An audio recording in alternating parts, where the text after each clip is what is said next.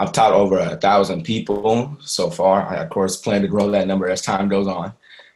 And then as far as people really just creating financial freedom and be able to day trade or, I don't say invest, but yeah, day trade or swing trade and basically become a trader full time, I would say at least 300 to 500.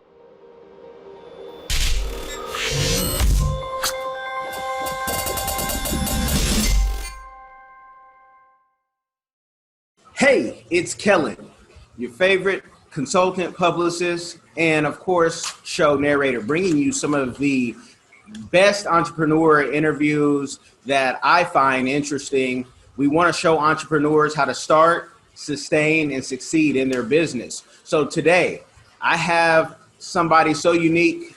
You might have seen him on various shows. He's 13 years old. His name's Christon the Truth Jones, and his links in the description, email, website particular will be there because he has a course that you can benefit off of about helping you gain money, helping your whole family, no matter what age. Yes, I did say he was 13 and he started this before the age of 9. Christon, welcome to the truth. Welcome to the show. Welcome to the truth. Welcome to the show. How you doing?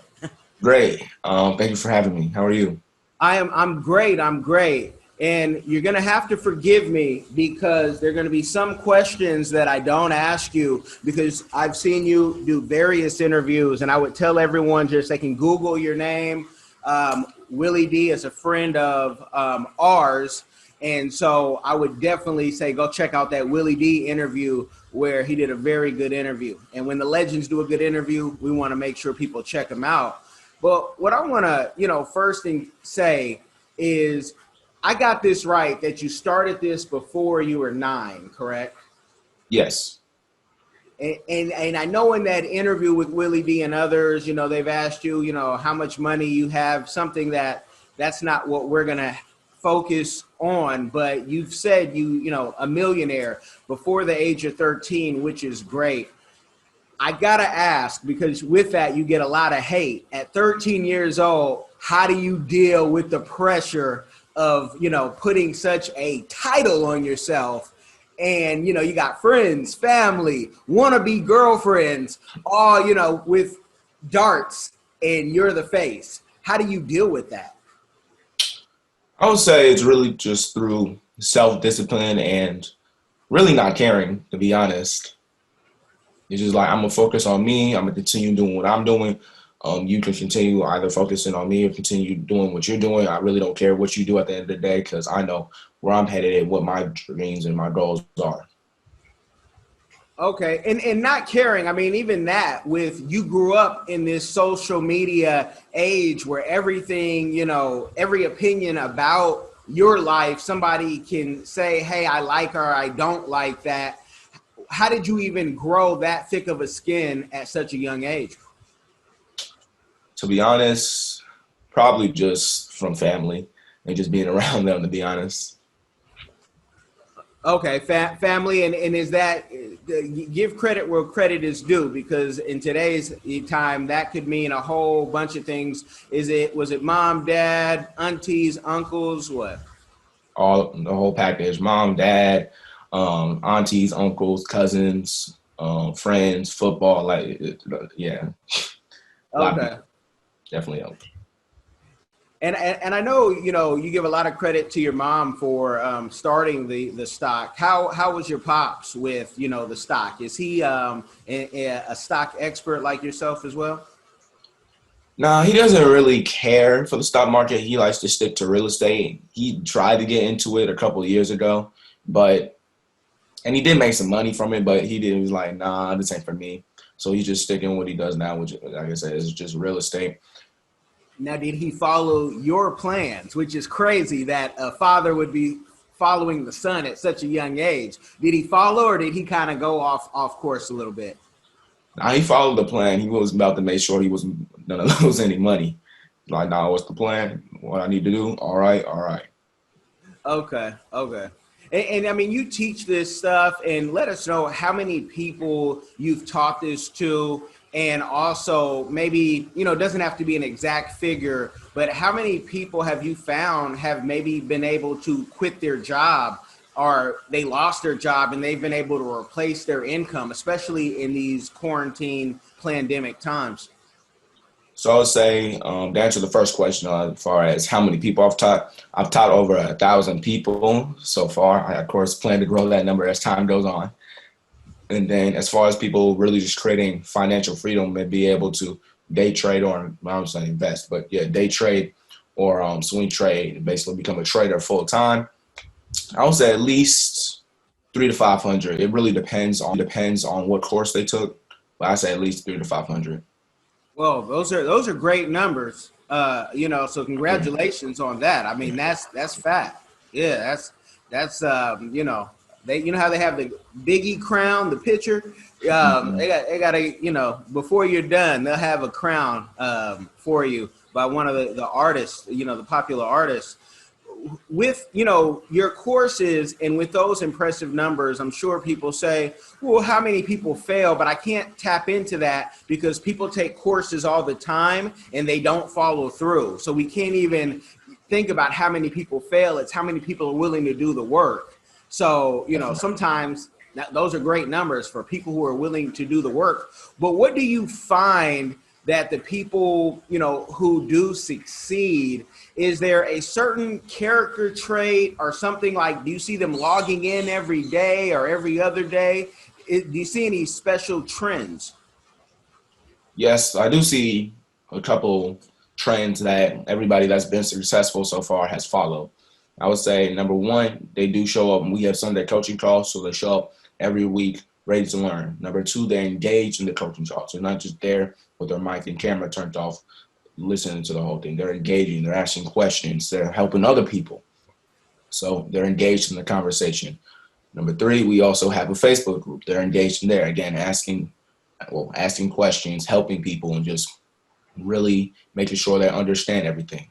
Number four, they make sure even after they already went through the whole course, they go back to the course, review the information, because you always pick up on something a little different. It's like watching a movie or listening to a song multiple times. You might hear it.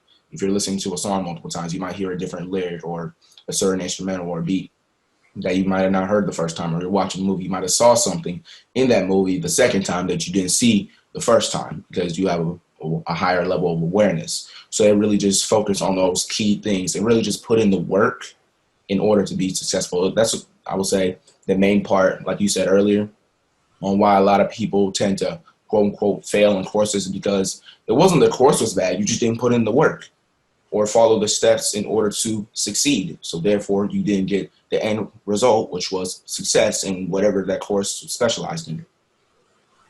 So putting in the work, and let the folks know, I mean, you have different levels for courses. Have you found more success in people who have got the higher tier courses and going to, brag a little before they click and go check out everything that you have? So I'm not actually sure about that number. I probably need to run a survey or something. But so as far as my courses work, the higher tier courses, those are more one-on-one, where they have access to me. With the lower tier, they don't have really any access to me. So I'm not so sure about the success rate at the lower tier. So I'll probably run a survey on that and get that out just for myself as well. But definitely I know with the higher tier, a lot of people, since they're paying so much, they do, well, actually put in the work and the dedication in order to, of course, get their money back and be on that. Okay. And folks, I mean, this is just like any other type of school, university you'll go to, that, I mean, go through the course. But, if you're already in the mindset of you want to get your money back, you really need to check your mental and where you really want to go. Because I feel a lot of folks don't go to whatever the next level is because it starts with the brain. You're not here by luck. You've put in thousands, if not tens of thousands of hours. And you're only teaching stock, right? Are you also teaching maybe wealth investment or Forex or any other type of ways to make or save and grow money? No, not at the moment. Just stocks and options and a couple of other, well, strategies that come into the stock market, but mainly just those. What's taking you so long, man? You're 13 years old. Hurry up.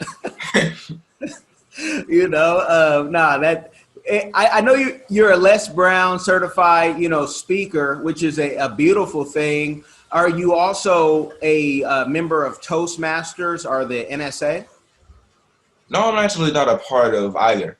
Originally, I was during the early parts of my speaking career. I was gonna join Toastmasters, but at the time we were like living in Germany, so that didn't end up working out. And then eventually, I just decided to do my own thing. I guess you could say, like, go independent and just practice at home. Okay.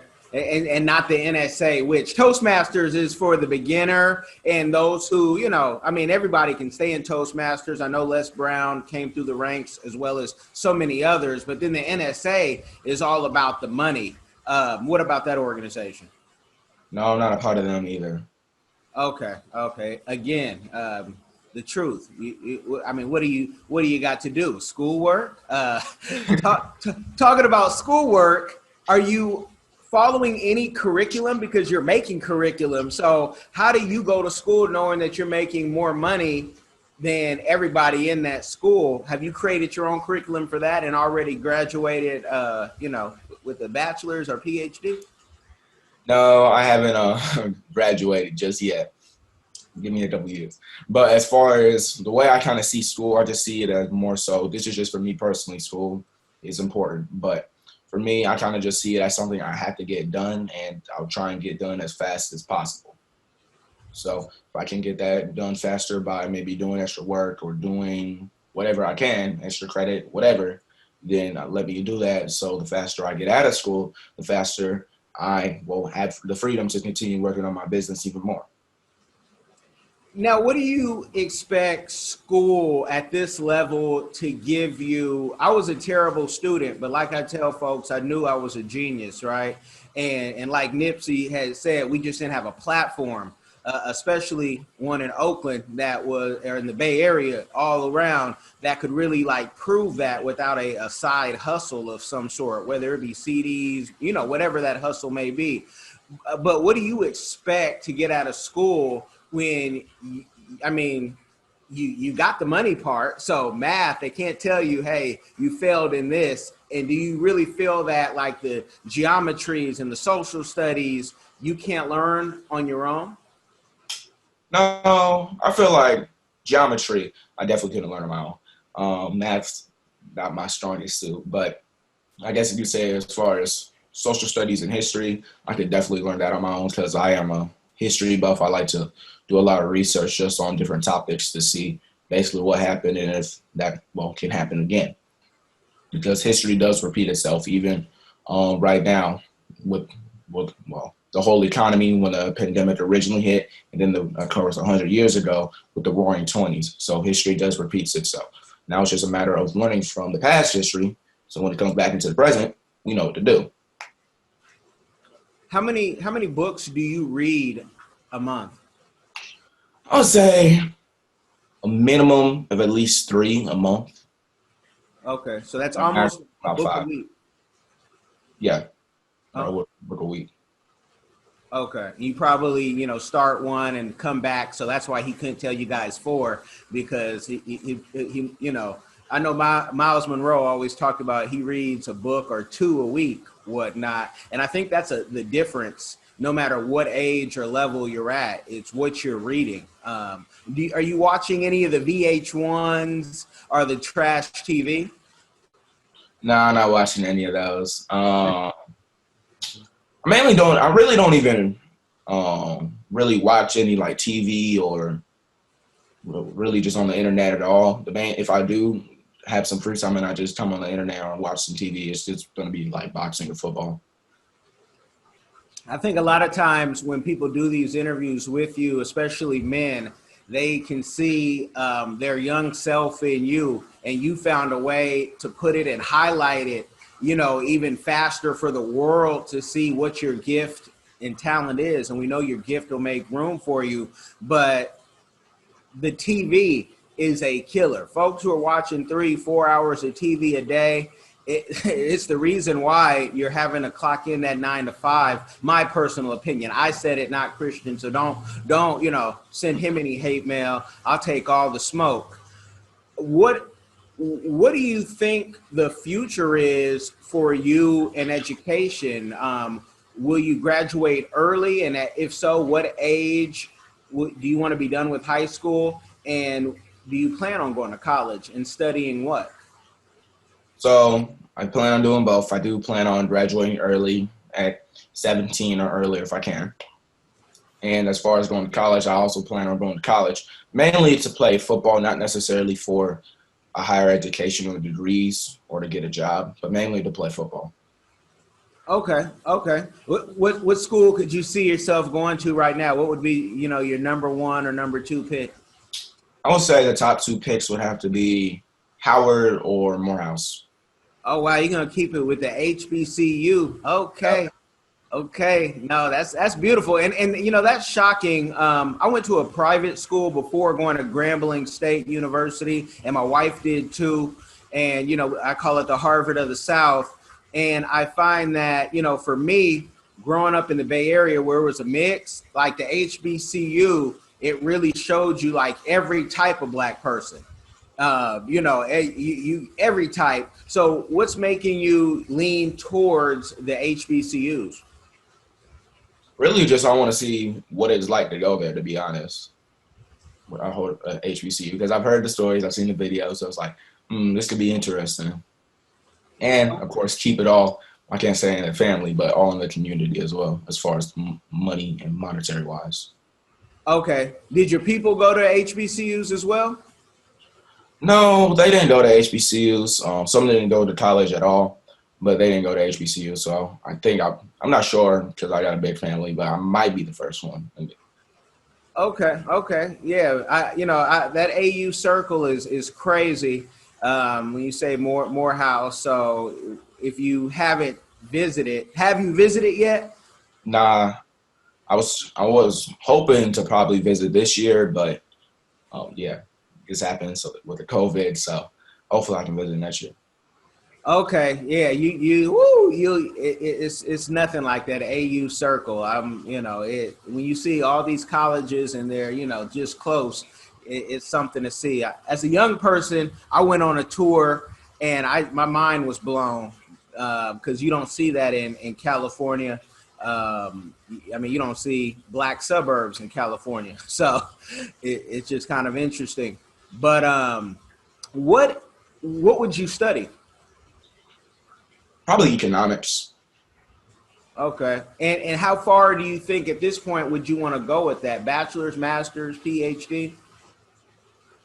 I'm not actually sure. At the moment, probably a bachelor, but I'm not actually sure.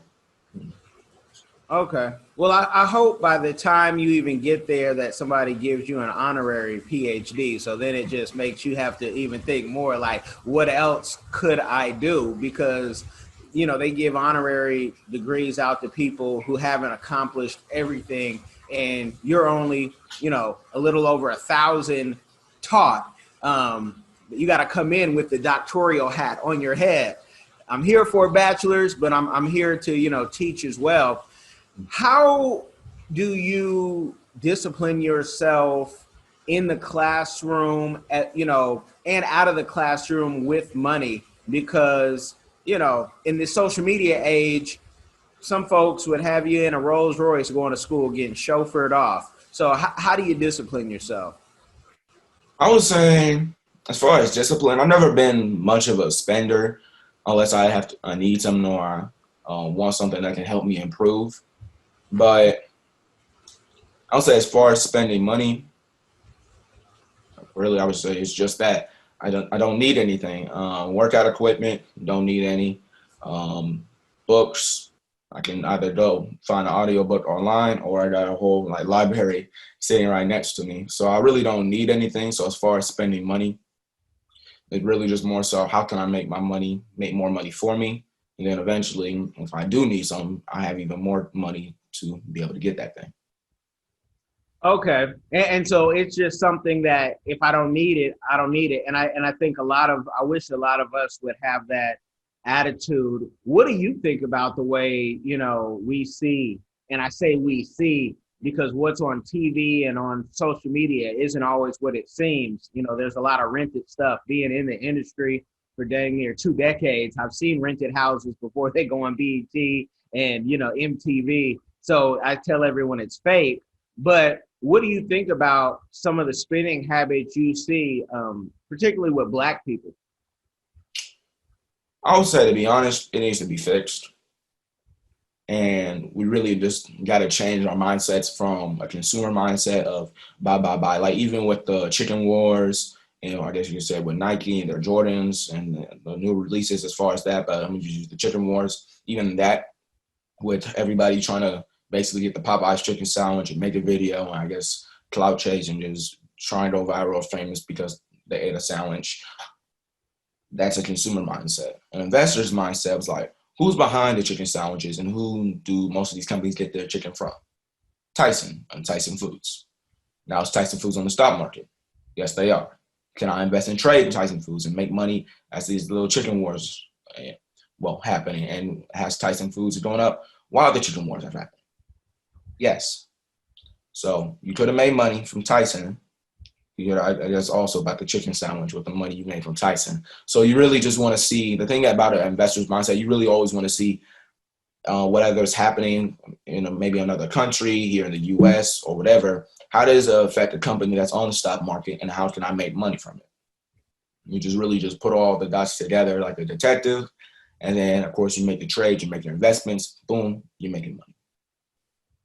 Now, I sometimes get a hater alert. I can hear the haters right now and say, Kellen, this is a hybrid RoboCop type of a human being. And with, what is it, Christmas 9 with gene modification, can you just tell the people now if you had any, gene modification that allows you to think at such a higher level than most at your age and even adults?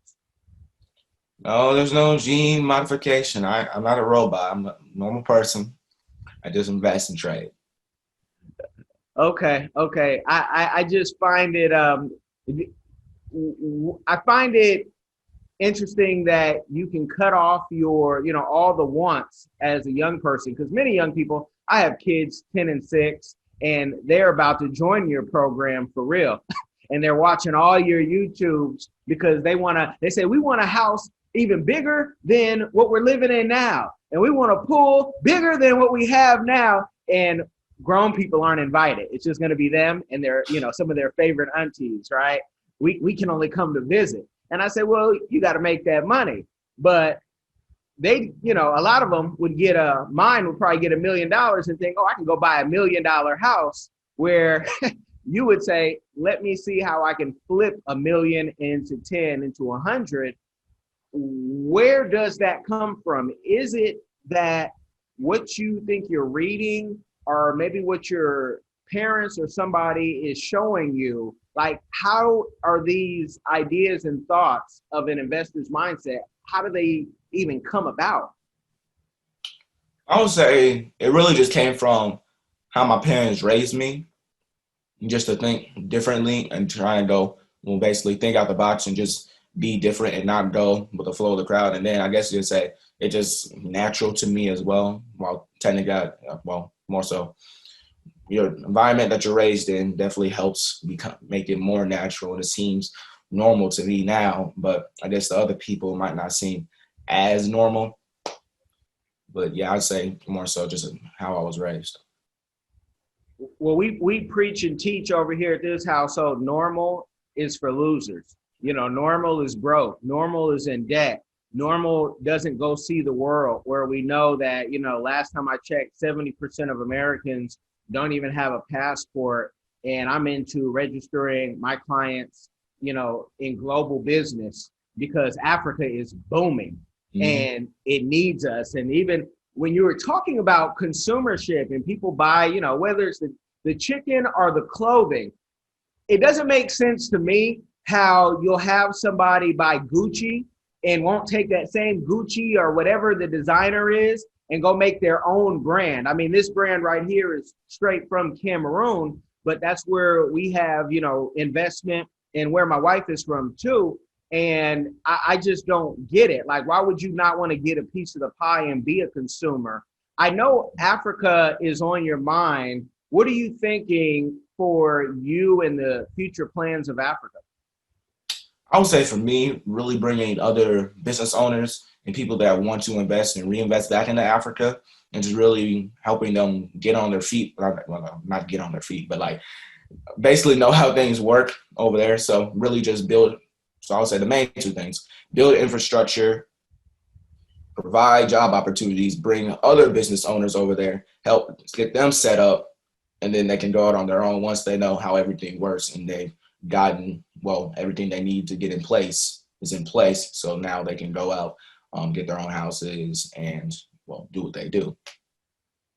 Now, I grew up with Africans and everybody, but I would hear Africans talk about having maids as a kid at your age and even before. And I'm like, oh, I thought we had a nice house, but maids and chauffeurs we don't have. What got you interested in Africa? I'll say the main things were really just the protest, to be honest.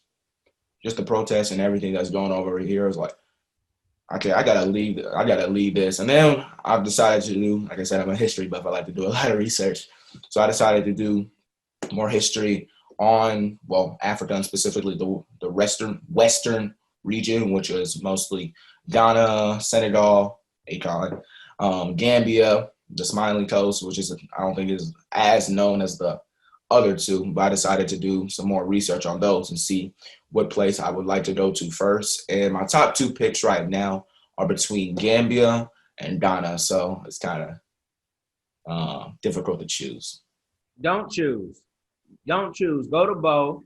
And if you want to take your audience with you offline, I'll show you how we took 30 people to Kenya, and we had 3 tours sold out this year. I'll give you the details offline because it's an influencer package. That means influencers go free, and there's all type of other perks that the audience. No need to bother me about that, folks. It's kind of like an invite only thing, but it's something that I think that once you go, you're gonna say, why would I want to go back? Because you can make money anywhere in the world. So why not?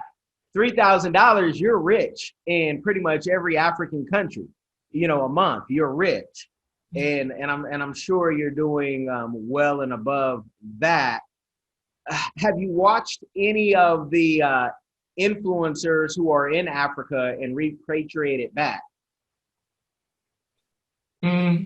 Not many. I probably need to find more. I know some. I watch some that are currently in Africa right now and are trying to basically do what I just said I was trying to do. So I have been paying attention to them and watching them right now. But those who have basically came back, no. Okay. I'm so excited and happy that you are gonna take that journey, because so many folks, my age and older, are still scared to go out of the country. They're gonna hurt us. They're gonna, they'll kill us, kidnap us. And what do you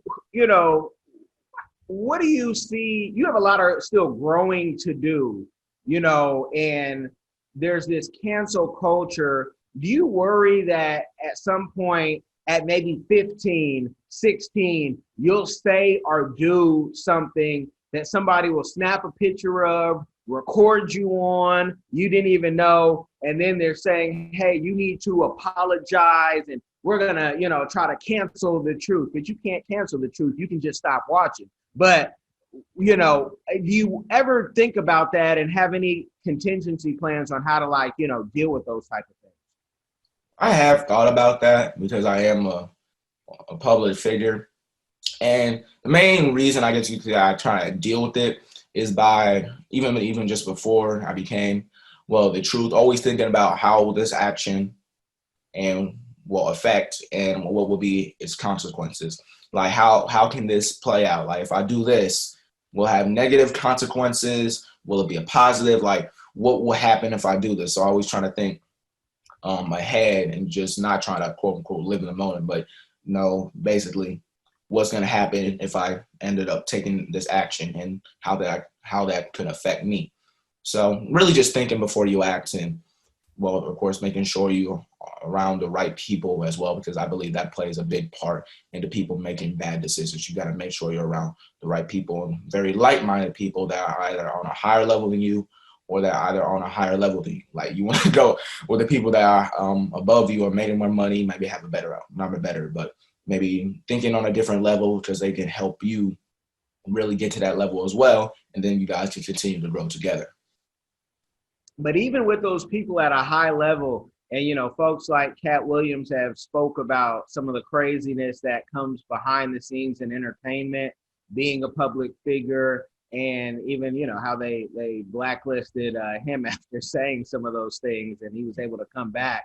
But, you think too, like, hey, even going to a higher level type of event, party, I still have to watch myself within these circles, because I tell people all this, folks, 9 out of 10 don't love you. You're here for the moment. You're here to benefit them. And as soon as you're not beneficial, they wipe their hands. Does that, enter your head? Are you like, Kellen, come on, man, don't get on the gloomy. I'm 13, living my best life. But yeah, I have thought of that. Again, it's just really, for me, just thinking before I act or do something stupid. And then as far as, like you just say, just going to like social events, parties, drinking, all of that, definitely not going to be drinking or smoking. So that's not going to be happening. As far as going to parties, I barely probably won't even go to those, because I'm not a big party person. I'm more so stay at home, maybe watch TV, box, or go to the gym and go on with my life, and parties and trying to be social and all of that. That's not for me. Okay. And do you at all, worry about my presentation as far as, look, because that's something that folks will put pressure on you. And I know, for me, I tell people the way I come out with these red frames, I come to your wedding like this, right? I'm going to be me. Do you worry at all about your, your wardrobe, or if I put this on and what the people will think of me? No, to be honest, no. Another thing I really don't care about, because at the end of the day, I'm a person, I have my own opinion, and I'm just me. And if you don't like me, you can just get off my page. I mean, what you don't, I'm not going to change for anybody. I'm going to just keep doing what I'm doing, focus on me, and whatever look, image, or anything I present, that is me. That's 100% authentic. I'm not a fake person. I'm not going to be trying to present this image, which I know I'm not. So again, just stay me. Okay. No, I love it. Now, outside of stock and, finances, do you have any other plans to write a series of books, documentaries, or possibly even music or something like that? Music, no, I'm not doing the music. Can't sing, can't rap. But as far as documentaries, I do plan on doing a documentary on myself. But I do plan on doing the documentary. And then as far as going into other ventures, I would say just besides stocks, it would really just be real estate and, real estate and sports. But that's about it. Did you say Forex? No, not Forex, sports. Oh, sports. Okay, now give me your opinion on Forex, because I have people, I've interviewed a few people here on Forex. One of them is a friend of mine who went from Australia, a black guy, his family from Ghana. He went to Africa for a summer. He never returned. And he said, I'm teaching Forex. He went to over like 10 countries, Rodney. Some of y'all might remember that. And he checked, and he's teaching it. And I mean, he's created other businesses. What is your thought on Forex? To be honest, I don't have much of an opinion. I know I'd be seeing like those little Forex, Instagram bots all the time on my page and on other pages. But as far as the actual thing with actual like Forex traders, I don't have much of an opinion, because I've never really delved too deep with it myself. Like I learned, like, I guess the bare minimum, but I've never really delved too deep with it myself. So it could be another venture. I'm not looking into it at the moment, but it could be a potential venture I might go into. Okay. And what is your opinion on cryptocurrency? Same thing as Forex. I don't know much about it. Like I know Bitcoin. That's about it. Okay, okay. And I tell people if you have any, don't tell anybody how much you have, and that's the quickest way to get it stolen. You have those people, I got, $22 million in crypto, and then next week they don't have any. So you really kind of stick with what you know. And in the sports, now I'll have somebody tell me, why didn't you ask him, what does he think about, concussions in sports? Since he wants to go play collegiate football, is he at all worried that that could impact his brain in the long term? And I played up to college. I went to school to play college. Only way I could have got in was because of football at the small school. But I got to ask, what are your thoughts on, the whole concussion, CTE, and all that? I would say really just trying to prevent it as much as you can yourself, with mainly not leading with your head, which is a lot of things people end up doing because they get concussions. They end up leading with their head. And I would say also, I guess I should say more so on the position you play as well. Because if you are on more so the defensive side, you're not taking those big hits as much if you were like a running back or especially a receiver, keep getting cracked back. But I would say it really just about being smart and make sure you play the game right, which is to use your shoulders again, not try and take hits with your head, not lead with your head, and just do as much as you can to prevent it. Man, that's real. With all the success that you have had, what is a community give back that you're doing now or that you want to do in the future? So let's just say this. I will be having a special RAN in December, which is my birthday month. So you guys can be looking out for that. And this goes for my courses. So I'm going to say that's going to be coming out soon. But as far as community events that I've done in the past, I did a HBCU free stock class. I did another one where I gave about $75,000 worth of, information and classes to also HBCU or former HBCU students. So those are some of the things I've done for the community just this year alone. Man, what a treat that a student can get because they can say, wait, hold on, who's giving this to me? A teenager. Now, they can say, it's giving me money at a HBCU. I think that courses like yours should be taught, before college, but I think there's also a lane. We do some government contracting, and they always have, the government buys everything. And I think a course like yours is needed, especially at your local level, because you can go to someone and say, look, I've already taught over 1,000 students. I've proven what I can do. Now you guys can give me money to almost like a franchise type system, right? And you still own it, of course. But that's something I think needed because we need to be taught, Black folk, but even just young people need to be taught. Yeah, I put myself in that young category, folks. I'm not 40 yet.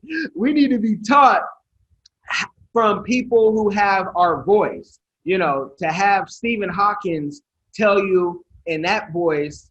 Some of us might catch it, but some of us might be like, man, come on. I need to hear it from somebody who has the tone that I'm used to hearing. So I would love to see that in the future because the government should buy that all day from you. What do you think it makes your course unique? I would say really just, I want to say necessarily like one-on-one, but more so it's a lot more personal. And we do try to make sure the clients are good. If they have any questions, they can sometimes call us. Of course, not all the time because that just gets annoying and we're busy, like we have lives. But if we have some time, we might do some not free, but some Zoom meetings or Q&As where they can just ask questions they may have randomly. They might, like I said, pick up the phone, call us, text us, ask questions in the Facebook group. We'll get to them as soon as we can, as long as they're not getting on our nerves and just making sure they're actually putting in the work at the end of the day. Because if you're not putting in the work, but you're asking all these questions, then I just can't help you.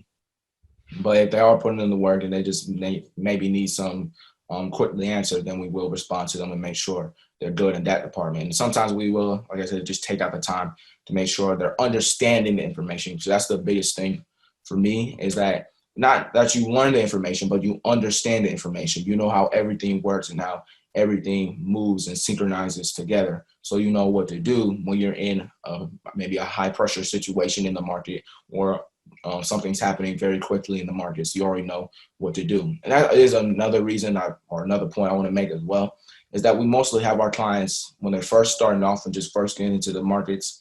Most of them are beginners and obviously don't know anything. Like, these aren't some people that have been investing and maybe even trading a little bit for years. Like, no, just normal people that don't really know anything about the stock market but are ready to learn. So we have them start off with the paper trading, which is basically simulated trading with fake money. And we have them, start off with that, at least for the first couple of weeks, so they can build up all their experience there. And they get to experience everything that you would do in the real markets there, make all your mistakes, know what buttons to push, what buttons not to push, make sure everything's good there. And then once you understand everything towards the end of the course and you already paper traded, then you can go into the real parts of the market and use real money. And you already know what to do. You already know what mistakes are avoidable and how to avoid those mistakes. So it's really just about building that experience, again, putting in the work, and then you'll get the results at the end of the course. I got another hater alert, because I hate talking about what something costs, because people can click. But honestly, we know there are some people who they'll talk themselves out of it before checking it out. So can you talk about the range of the beginner course versus, the premium, platinum, diamond course where they do have access? What's the range for that? And at what age is it for? So most of my courses are for adults. I've had peers, I can't say children, I've had peers take those courses as well. So anybody can be however old, as long as you pretty much know like basic math and some really basic vocabulary and terminology, then you'll be fine.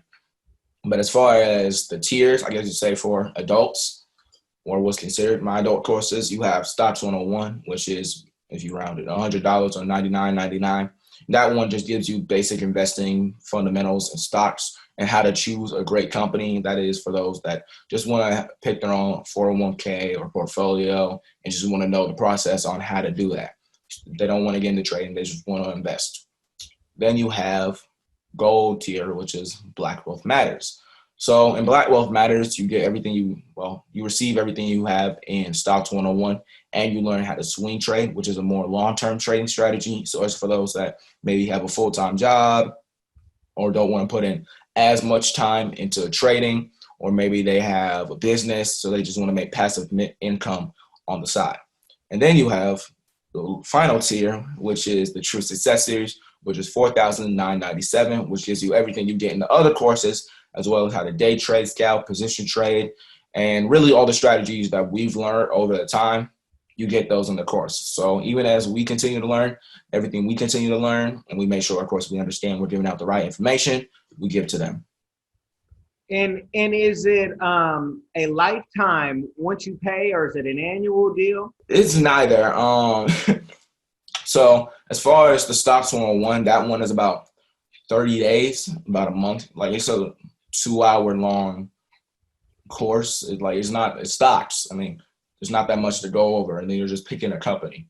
So that one you have access to about 30 days. And then the Black Wealth Matters, that course is 8 weeks. And then we have 4 live training calls for every Sunday. And then you have the True Success Series. That one is a year long access to it. And then as far as the training calls, we do about 12 weeks. Okay.